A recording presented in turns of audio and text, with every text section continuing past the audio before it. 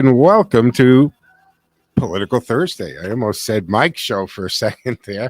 Obviously, I'm not Jerry Doherty. I'm Joe Mangiacotti sitting in for Jerry Doherty today. I think that was promised yesterday. I said I would be here for that. So let's take care of housekeeping. You can join the conversation for the next hour at 508 871 7000. That's 508 871 7000. We'll get you into the studio for two-way talk and conversation. Today, behind the glass, flying the board, he'll get you set up and in here. So that's all good. You can also text us at 617 297 8388. 617 297 8388. And join the conversation at 508 871 7000. All right. Obviously, you can always tune into AM 830 WCRN, but you can also listen to us on the TuneIn app because we stream like thousands of radio stations do there. You can just simply punch in WCRN. If you don't have that particular app on your device, it takes seconds to download it. And then you just simply, hit WCRN, see our really cool logo, and do me a favor, hit the like button so we know you're there, and then we're very easy to find as well. All right. Let me just pull up some stuff here as I'm looking at this. There's a lot going on today because you've got, you got Donald Trump ringing the bell just minutes ago. I think he's the first president to ring the bell since Ronald Reagan. So that's something to take a look at. And of course, we have a lot of other stuff going on here. We dive into the story straight out of modern day X-Files episodes, right? This mysterious drones in New Jersey for weeks now. Reports have poured in from residents spotting these clusters of unidentified drones lighting up the sky. This isn't just happening in one small town, by the way. This is happening all over the place in northern New Jersey, Staten Island, Brooklyn, and even parts of Pennsylvania. These sightings have left local and federal officials scratching their heads, and the story is only getting a little stranger. It all started back in mid-November when social media lit up with videos of drones buzzing over Morris County, New Jersey. These weren't one-off events. Day after day, more sightings were reported, expanding to Bergen, Sussex, and Somerset counties. People speculated about their origin. Were they military? Were they civilian? Were they something more sinister? One thing was clear. These were not your ordinary hobbyist type of drones. To give you an idea of the seriousness of this situation, law enforcement quickly got involved. The Federal Aviation Administration even restricted the airspace over Trump National Golf Course in Bedminster, where President-elect Trump frequently visits, and that's where he stays. He stays there as well. Yet, despite heightened awareness, officials remained completely baffled on this, folks. The Pinckney Arsenal, that's a military research facility, was one of the first locations, thought rather to be connected to these drones. But even the Arsenal's commander stepped forward to say they had no connection. In fact, he revealed that 11 confirmed sightings of these drones had occurred over their base since November 13th. If the military doesn't know what they are, who does? Former Navy SEAL Clint Emerson offered a chilling theory.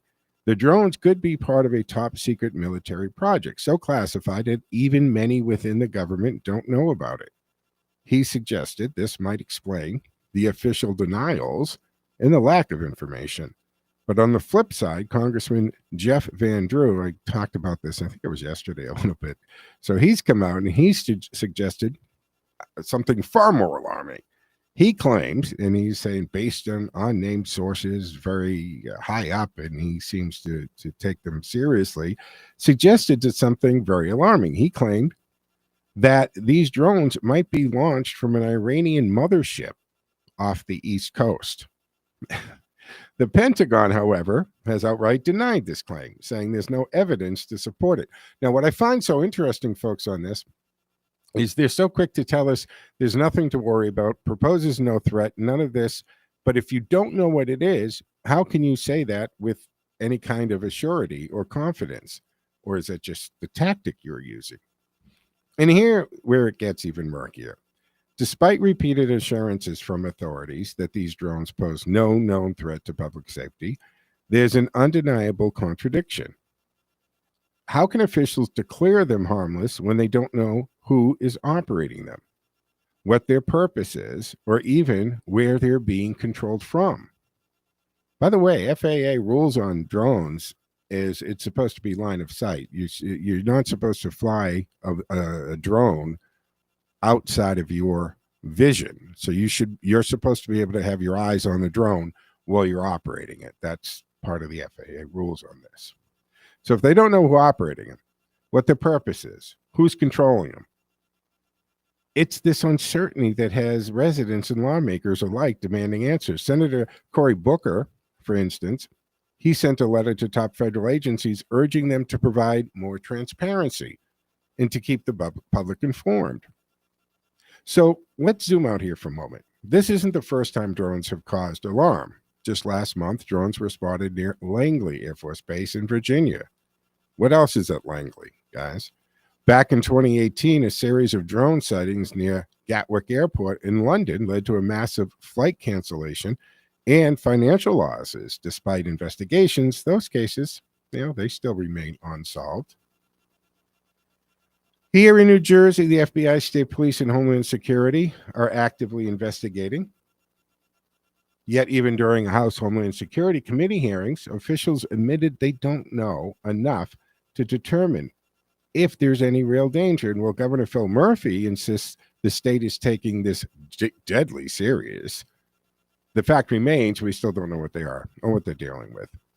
In this covert military operation, is that what this is? A foreign surveillance program? Or perhaps an elaborate hoax? I don't know about that. They're talking about 50 drones nightly coming up. And when the state police helicopter in New Jersey was to hover near it, it killed its lights, it went dark, and it just flew away. But the state police helicopter was ordered back to its base not to pursue them. Why was that? Until we have more concrete answers, we're left to speculate. But one thing is certain, these drones are a wake-up call, whether they're harmless or a harmless mystery or harbinging something more troubling. The lack of clear answers raises questions about our preparedness in unnamed aerial threats. Think about this, just what this symbolizes. As we keep an eye on the skies, let's remember that vigilance and transparency are crucial. And to those authorities tasked with solving this total problem, the public deserves answers, not just reassurances, because in a world where technology can be both a tool and a weapon, ignorance is not bliss, it's vulnerability. And if you happen to spot something strange in the sky tonight, don't forget to look twice. It might just be part of this unfolding mystery. All right, also, this chilling and tragic story that has totally gripped the nation, the shocking murder of United Healthcare CEO Brian Thompson and the subsequent arrest of the alleged perpetrator, Luigi Mangione. This story isn't just about crime. It's a collision of personal grievance, systemic frustrations, and the fallout in the corporate world. So let's begin with the crime itself. On December 4th, Brian Thompson was shot multiple times in an ambush-style attack as he walked toward the Hilton on 6th Avenue in Manhattan. He was on his way to United Healthcare's annual investor conference, a hallmark event for the health insurance giant. The shooter fled the scene on an e-bike, blending into the city's chaos. Evidence that the crime scene was chilling. Bullet casings etched with the word deny, seemingly a grim commentary on company often criticized for its practices of denying medical claims. Also depose. And they were purposely left here. But after a week-long manhunt, Luigi Mangione was apprehended at a McDonald's in Altoona, Pennsylvania, and he was identified through surveillance footage and an anonymous tip. Police found a 9mm ghost gun in his possession. Now, that weapon, possibly manufactured with a 3D printer, further evidence tied to Mangione to the crime, including writings in a notebook found in his backpack. These writings revealed deep frustration with the American healthcare system in corporate America at large. Phrases like, these parasites had it coming, hinted at a twisted ideology that some seem to justify his actions. And no, we got about a minute here, then we break, right? Yeah, 2 minutes. All right. So the book is found. This is crazy. Then Mangione's story is one of contrast. Born and raised in Maryland, he was a high-achieving student, even serving as valedictorian at Baltimore's elite Gilman School. He later attended Ivy League University of Pennsylvania, but his life took a dark turn. Mangione's recent struggles, financial difficulties, and a debilitating back injury, and apparent disenchantment with corporate greed paint a portrait of a man griping with mounting personal systemic pressure. Yet these challenges hardly excuse the violence. Mangione's writings and the calculated nature of the crime suggest premeditation.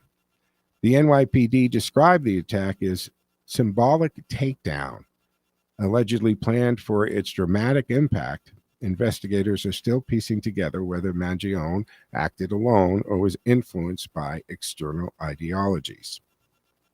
We'll continue with that as well. We'll talk also about some other things like Bill Clinton asking for a pardon for Hillary, the record number of Biden historic clemency actions before leaving office, the fact that Trump has invited Xi Jinping to the inauguration. That's a power play. We'll talk about that and dive into that. And Senator John Fetterman has actually joined Truth Social in his first post.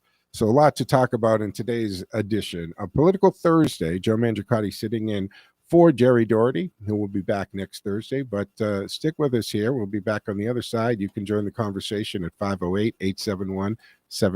That's 508-871-7000. Stick with us. We'll be back in 2 and 10, folks.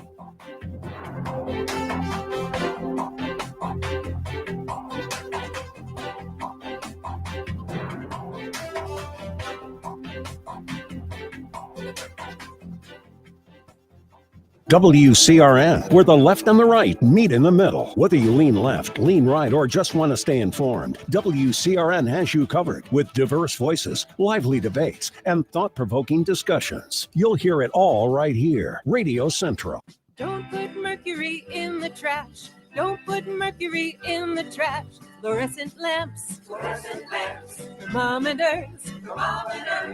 Thermostats.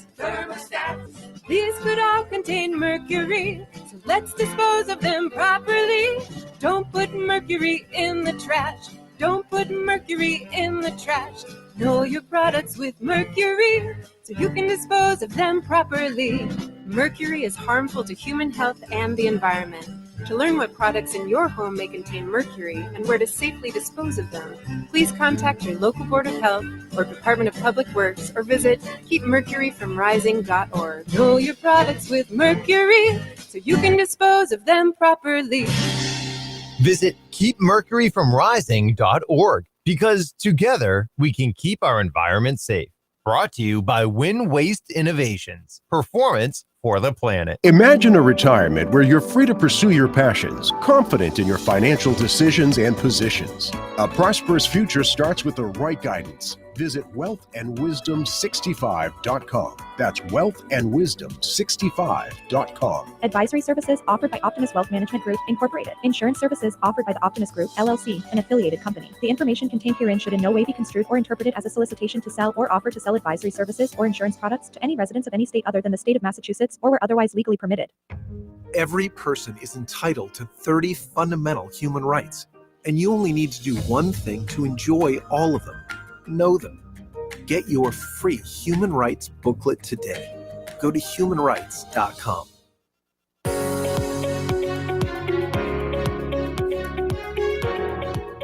Now, Political Thursday continues on Radio Central 830 WCRN. Once again, here's your host, Jerry Doherty.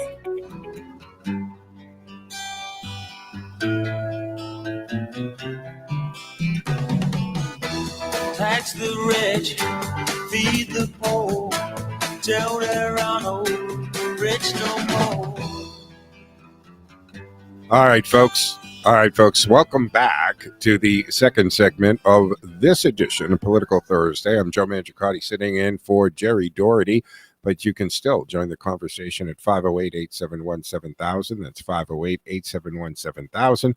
Don't forget our text line is running at 617-297-8388, 617-297-8388.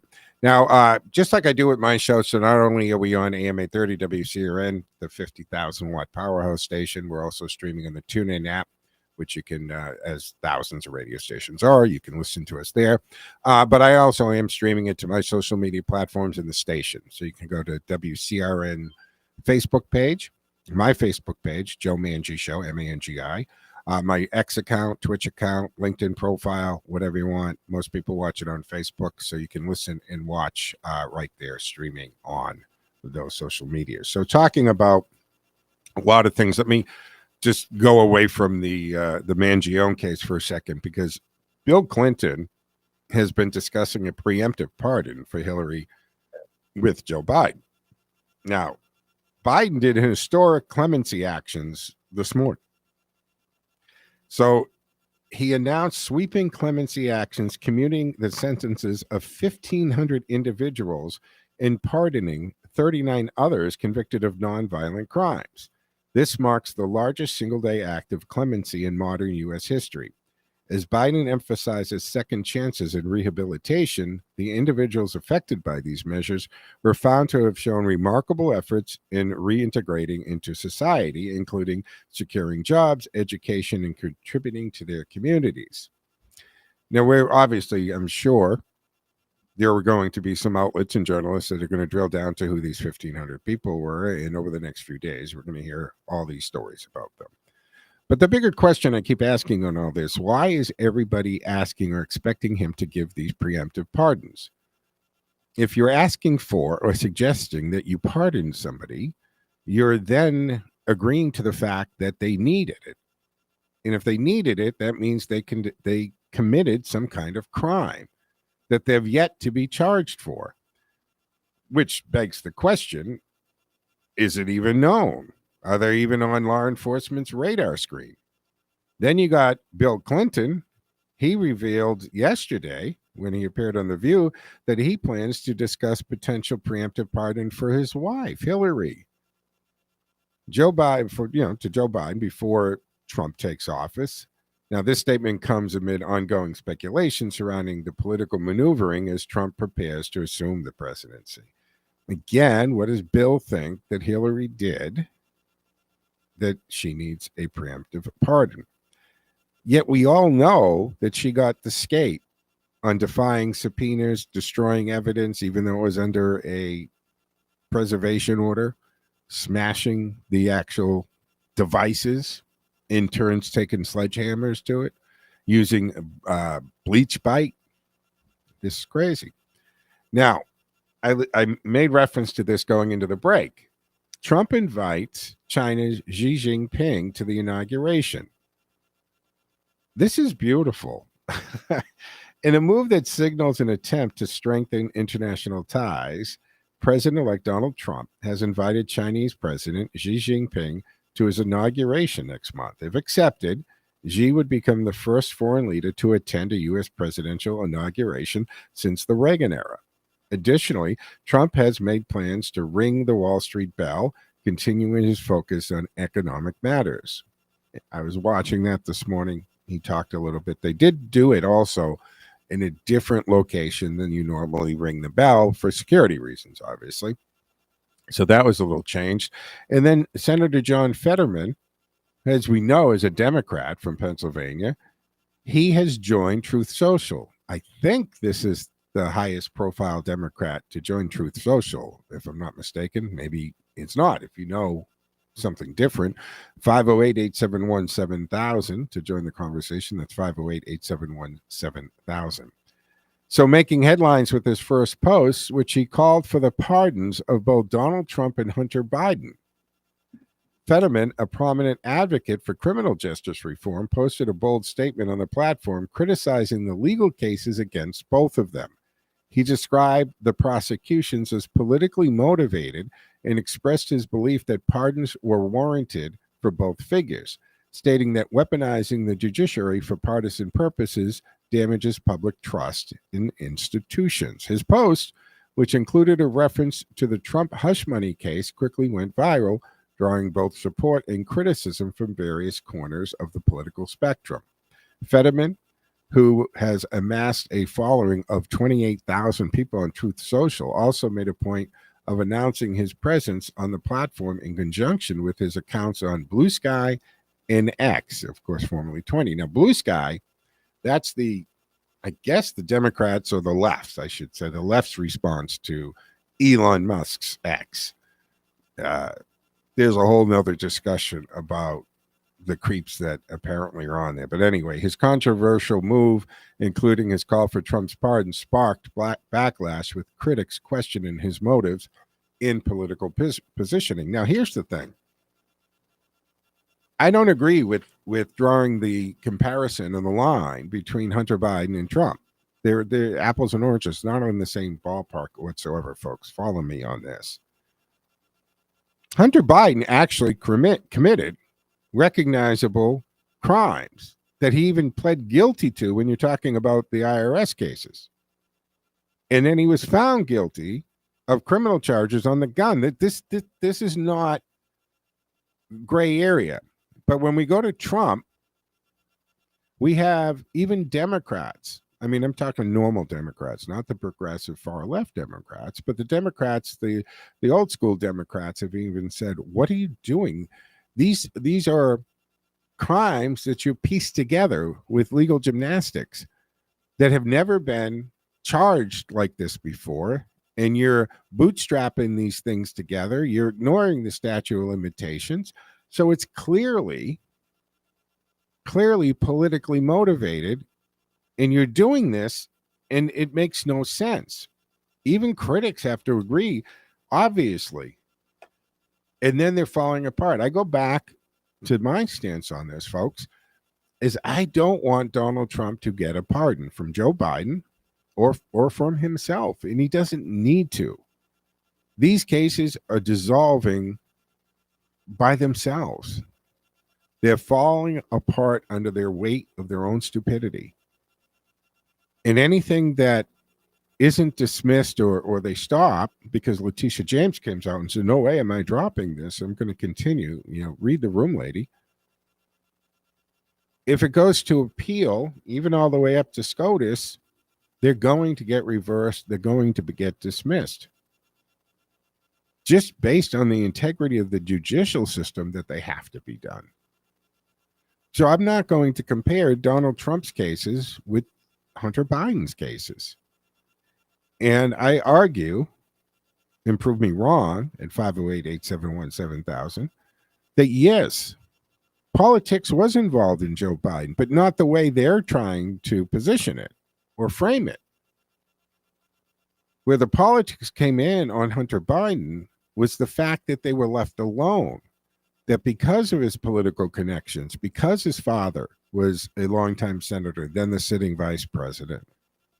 Why did Joe Biden do the pardon back to 2014, by the way, when Burisma happened and all of that? So, yes, there was political play a factor. Yes, it was, but it was the other way. We know that the IRS whistleblowers put it on the record that they were told not to investigate. They purposely were waiting for statute of limitations to run out. They were told that if their careers mean anything to them, they'll just stop doing this. And all of the normal things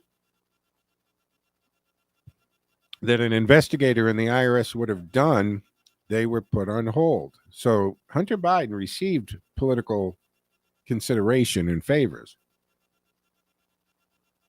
because of who he is, not prosecuted for who he is. So despite the absolutely upside down bizarro world stuff that they say on The View, there is no comparison here. Thank you, John Fetterman, for exercising some common sense. Thank you for recognizing it and being I don't know, courageous enough as a sitting Democratic senator to say that those charges in New York case are bull and should be dismissed. Again, they should fall apart on their own, not a pardon. If Trump accepts a pardon, that is tantamount to accepting that he's guilty of something that needs to be pardoned. And I don't think that's how that should play out. So this is crazy. Now, I want to just go back because we're going to break in a minute here to Xi Jinping in this invitation. Now, this is putting good old Xi, him and I are close. I get to call him Z. He has to either accept or deny now because it's been put out there.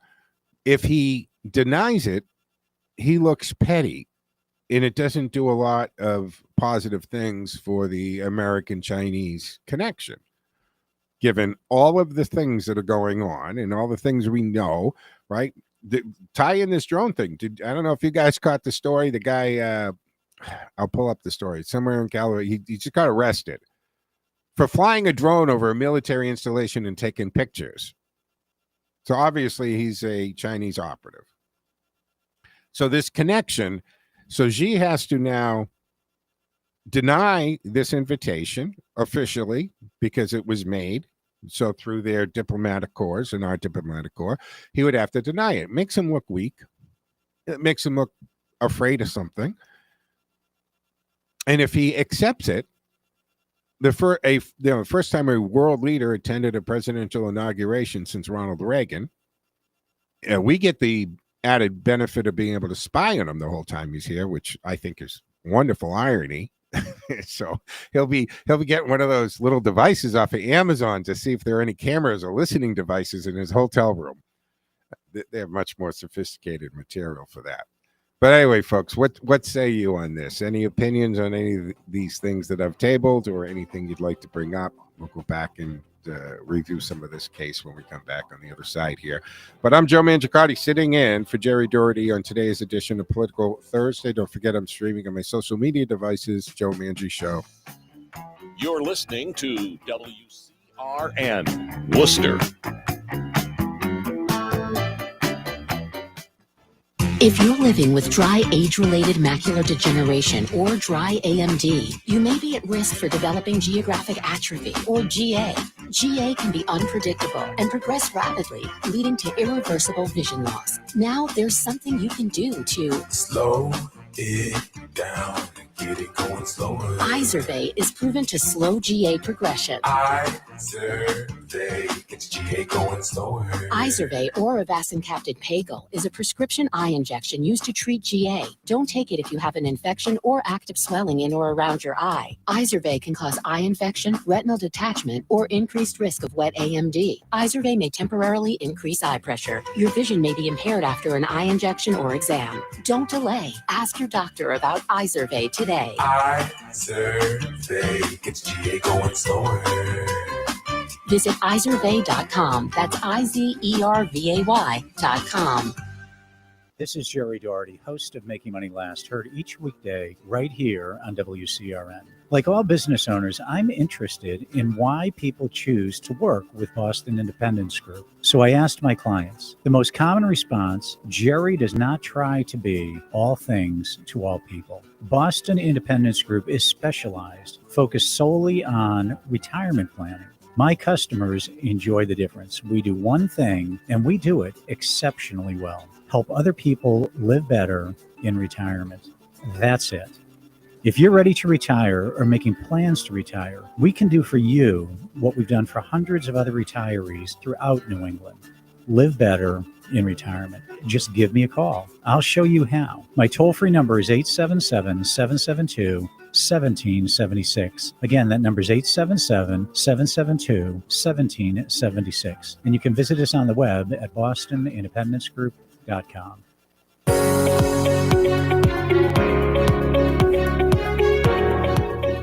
You're listening to Political Thursday on Radio Central 830 WCRN. Once again, here's your host, Jerry Doherty.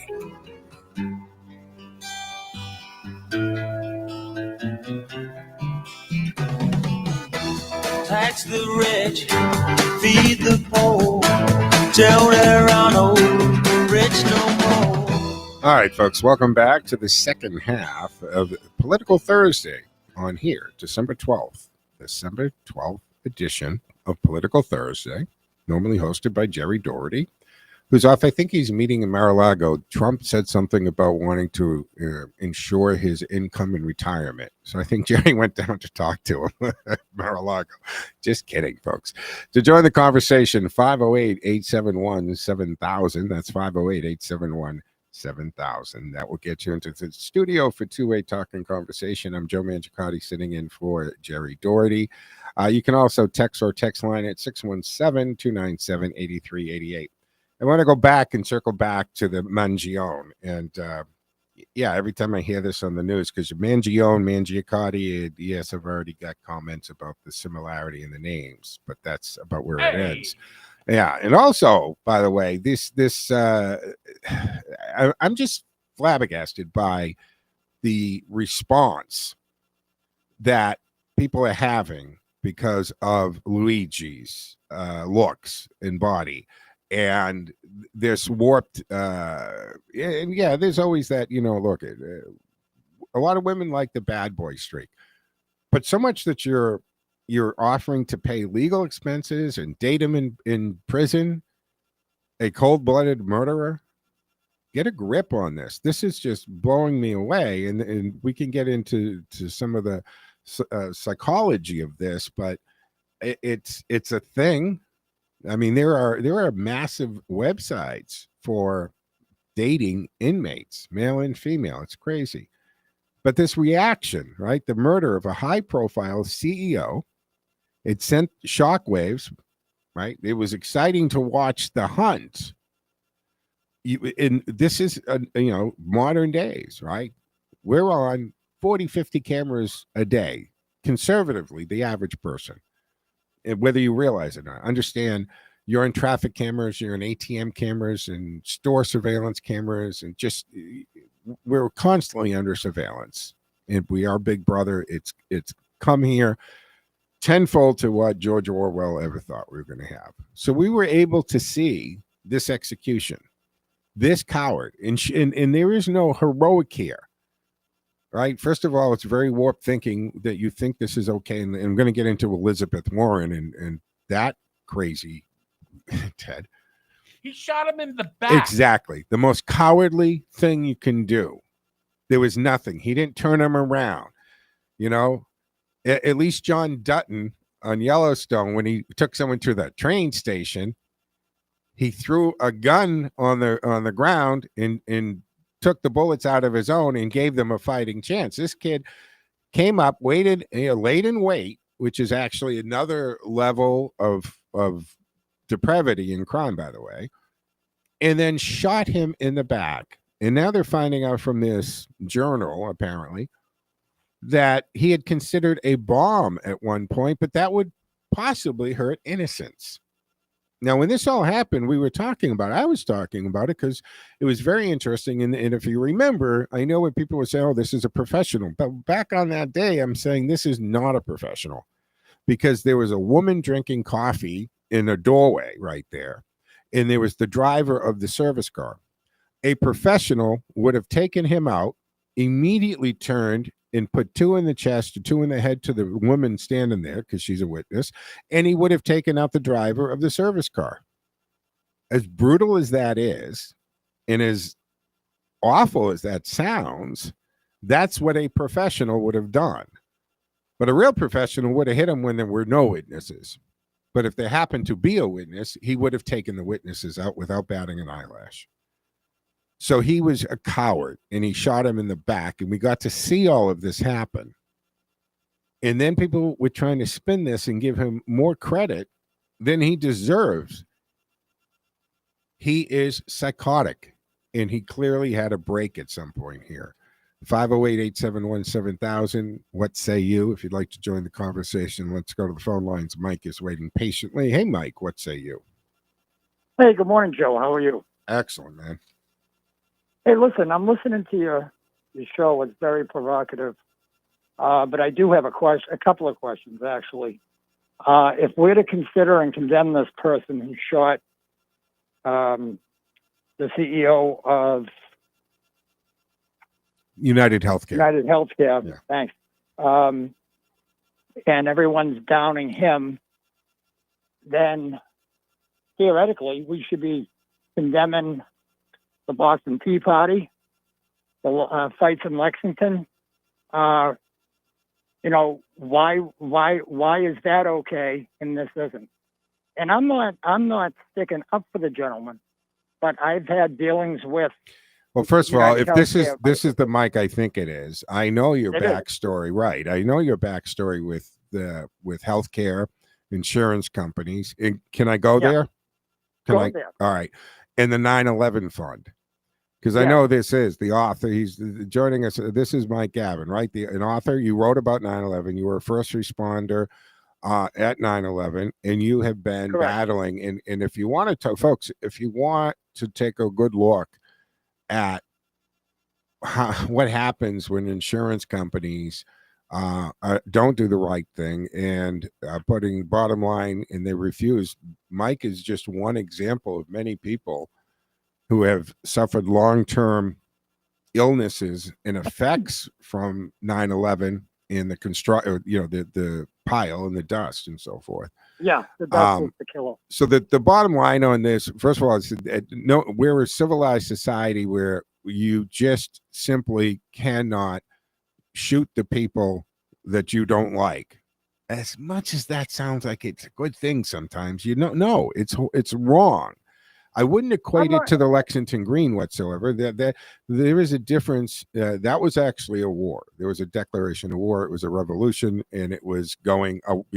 That's a very different thing. That would be like saying, well, you can't shoot, you can't kill anybody in war. That's a whole different thing. We're not at war. We're not at that kind of a war with the insurance companies. But now we have these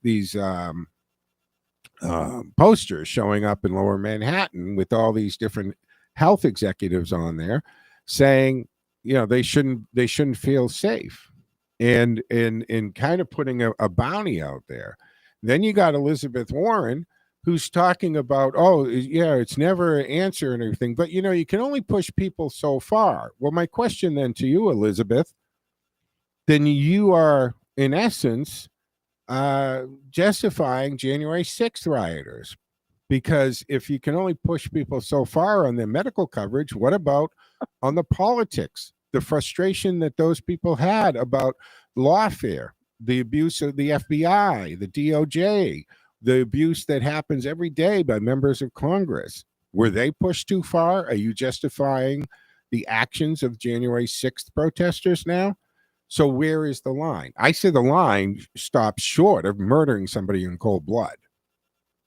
Well, here are my thoughts on it. I think it's a much bigger problem than just this one murder from the CEO of one particular health company. I think that this, like you were talking about, this is into politics. It's into, everyone's corrupt as far as I'm concerned, Joe. Everyone's got their hand in something, and they're all looking for. I mean, how many times did members of Congress get penalized or at least brought up in the news for insider trading? Well, they've got called out, but nobody's done any time or even been prosecuted for that. No, not at all. And again, as I made reference to a few seconds ago, is in the political arena, we see this. And I go back to this, Mike, all the time, especially when they were bitching and moaning about getting Trump's tax returns. Again, I'm not so much concerned with the multi-billionaire who goes into public service like that, loses $1 billion in net worth, as I am the AOCs who complains about not being able to afford an apartment in DC when she gets elected, and a few years later she's worth 8 figures. So those are the tax returns. I'd like to see Nancy and Polly P's tax returns. Yes.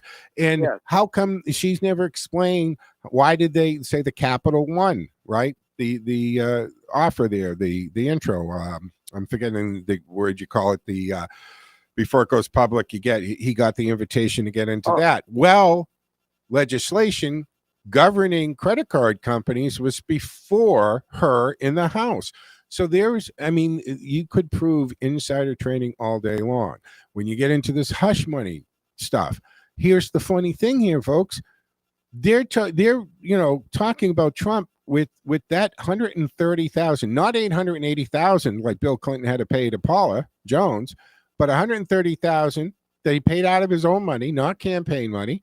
And they're trying to trump up these charges, no pun intended, for that payment with the NDA. Now, NDAs, non-disclosure agreements, are extremely legal. And all of this by the members of Congress, Mike, well, the Congress has paid $16 million in hush money payments with taxpayers' dollars. 100%. Taxpayers' dollars, not their dollars. So Right, when you're using somebody else's money and you want to shut up an intern, then you know what? Use your own money, because you're going to throw a lot of it out there when it's not your money, when it's the taxpayers' money, Mike. And now how come they're not answering? I would like Congress to, listen to me. Congress should look at themselves, but there are members. There are some members, I think, that would be willing to ask. Of course, these would be members of Congress that never had NDAs or hush money paid out. But I would like to know exactly who got this money, why they get this money, and what members of Congress had to pay it out. Mike, we're against the clock. A final thought before I let you go. Just the frustrations and the red tape and the bureaucracy that I've been through with insurance companies. I can sympathize with him. I don't think what he did was correct, but I can definitely sympathize with him. Well, I understand that your sympathy and maybe empathy, but it's wrong. Bottom line is it's murder. If we get to the point where people, what's next? The customer service rep at the cable company who drives me nuts all the time trying to get the internet straightened out. Who's next? Where does it stop? We can't accept or tolerate that we're killing people and murdering people in cold blood because we don't like how they run their business or how they treat us. But we should go after them on other avenues, legal avenues. We got to take our third and final break here on Political Thursday. Joe Mangiacotti in for Jerry Doherty. Back in 2 and 10, folks. Those things we most cherish are all put at risk through the improper disposal of mercury in everyday items. Fluorescent lamps, thermometers, thermostats all contain mercury. Mercury Recovery Program is designed to assist your community in the safe disposal of this heavy metal. For more information about where to dispose of these products, contact your local Board of Health, Department of Public Works, or visit our website at keepmercuryfromrising.org.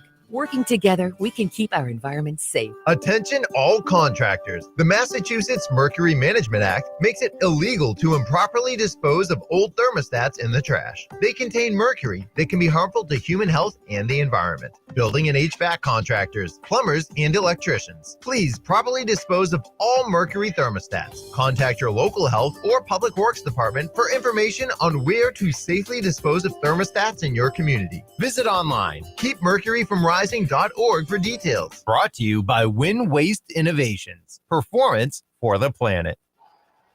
Polar Park is the place to play, so treat yourself to a private suite at the best ballpark in AAA. Suite rentals are the best way to enjoy a fully catered and climate-controlled experience at the park. Whether you choose to watch the game from inside of the suite or out in your seats, it's the ultimate experience for a special occasion. Visit WooSox.com or call 508-500-8888 to reserve your suite today. Divorce and remarriage. It's a controversial subject clearly addressed in the Bible. Each weekend, Pastor Ray McMahon shares the truth of God's Word on the unbreakable covenant of marriage during the Jesus is Our Shepherd broadcast. Don't miss this opportunity to learn God's instructions by listening to the Jesus is Our Shepherd broadcast each weekend on this station. Tune in every Sunday at noon.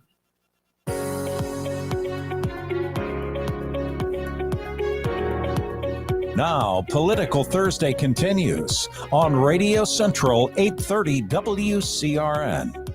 Once again, here's your host, Jerry Doherty.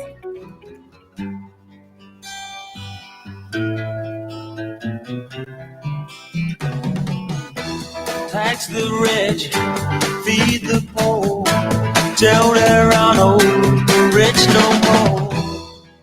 All right, folks, welcome back for the fourth and final segment here on Political Thursday. I'm Joe Mangiacotti, sitting in for Jerry Doherty, who will be back next Thursday for Political Thursday.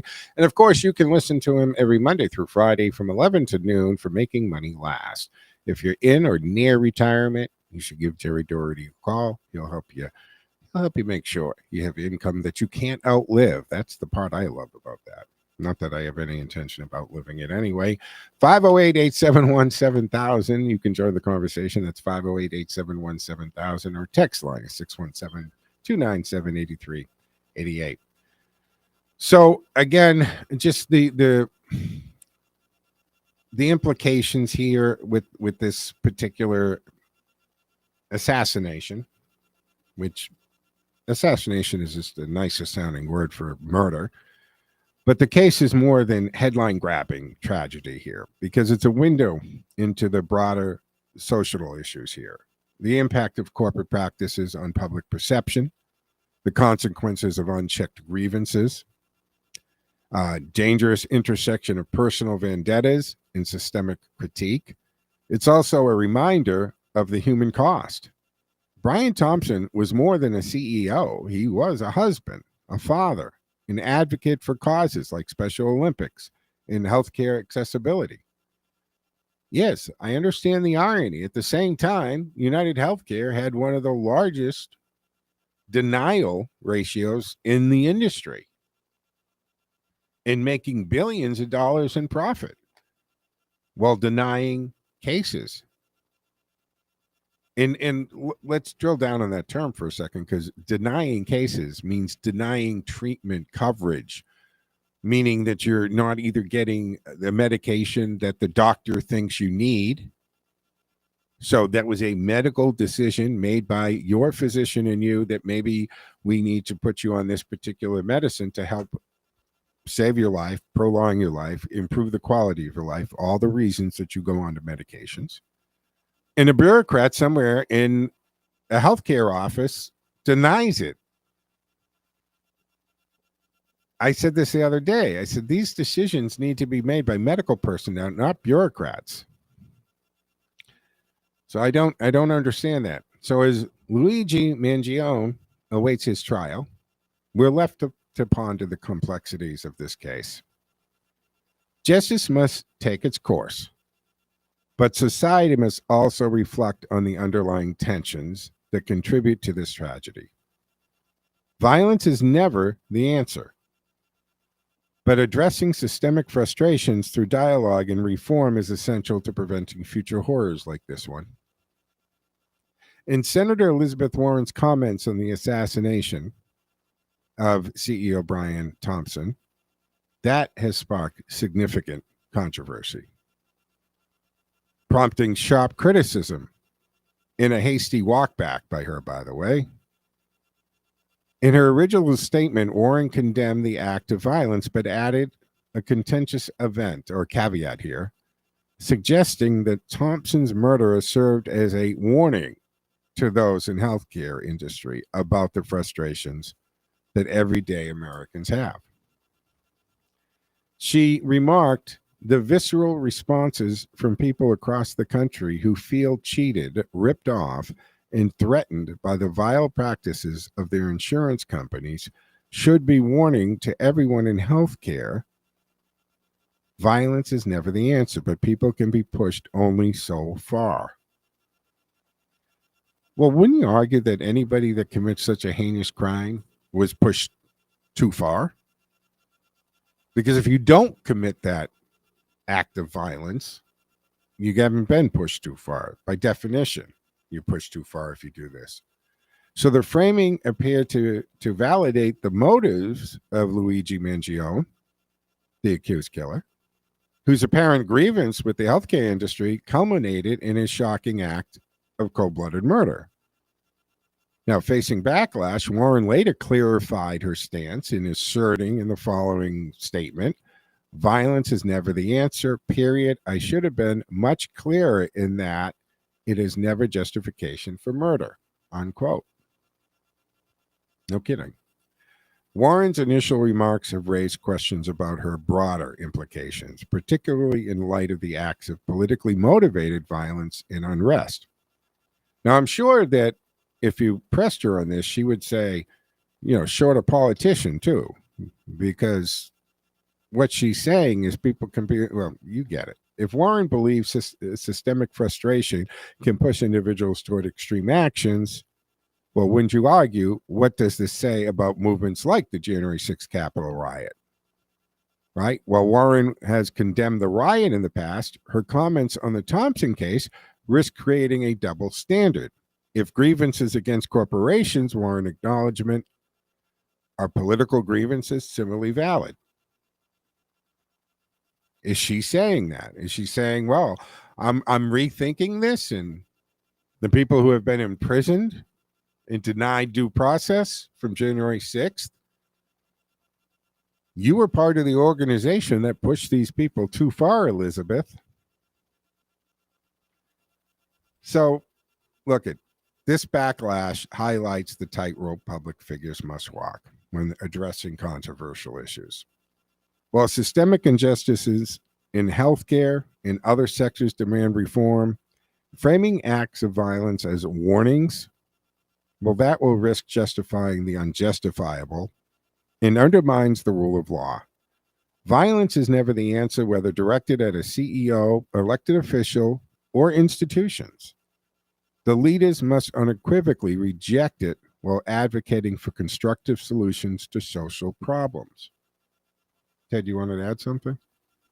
There are a lot of people in this country that were denied opportunities because of their race, their gender, and because they didn't lie on the application to get an opportunity.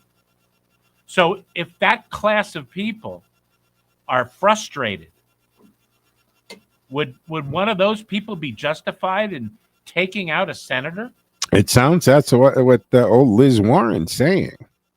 Her remarks and the backlash to them underscore the dangers of appearing to excuse violent actions on the basis of systemic frustration. By drawing even indirect connection between grievances and violence, public figure risk setting dangerous precedents that could embolden others to follow suit. We've talked about this when it came to the attempts on Donald Trump's lives. That the rhetoric that they left in both political elected officials and then the talking heads and idiots in social media, calling him all kinds of names and lying about what was said, what was done, or his positions on things. Pick any position that the left believes about him, the Hitler, bigotry, anti-gay. I mean, this is a guy who was heralded as an icon prior to running for president. And all of these people, including Hillary Clinton, who had all kinds of nasty things to say about him before he decided to run for president, were going to see him at Trump Tower back in the day. Every politician, left, right, didn't matter, because he wrote checks to everyone because he played the game. I go back to the debate and Dave Chappelle's thing on this. It's brilliant. If you haven't seen it, go Google it and look at it when he recaps that debate. And he's saying the system's rigged. And they're asking him, if it is rigged as you say it is, what's your evidence for that? And Donald Trump said, because I've used it. And as Chappelle says, yes, a hero, an icon was born. And Hillary tries to hit him on the taxes. And again, he said it makes me smart. And it does. Donald Trump didn't have one set of tax rules for him, and the rest of the world had different tax rules. They're all the same tax laws. And as he pointed out, she was a senator. Why didn't you change the same tax rules and laws that he used to write off $1 billion? Her donors The Soros and the Bezos of the world use the same tax code. So she's not going to change it because they would be pissed at her and they wouldn't give her her money. So again, he just used the laws that are in place. And he pointed that out. And it was wonderful. Go watch that Chappelle thing. He does a great job on that. So this case is a sobering reminder that while political and corporate systems must be held accountable, the pursuit of justice must always occur within the boundaries of the law and ethical behavior. I'm going to throw that caveat in there. The challenges of our time, whether corporate overreach, government dysfunction, or electoral disputes, demand dialogue, reform, and accountability, not violence, is the bottom line on that.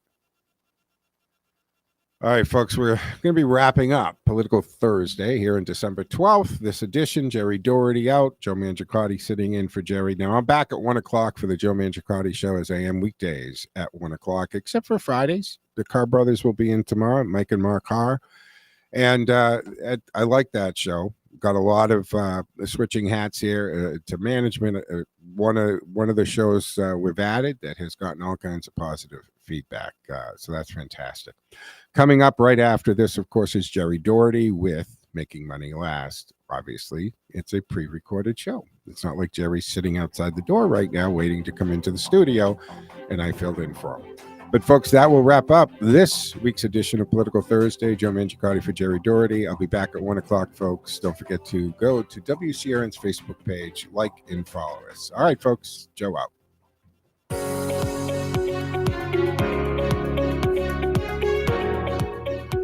This has been Political Thursday with your host, Jerry Doherty, on Radio Central, 830 WCRN.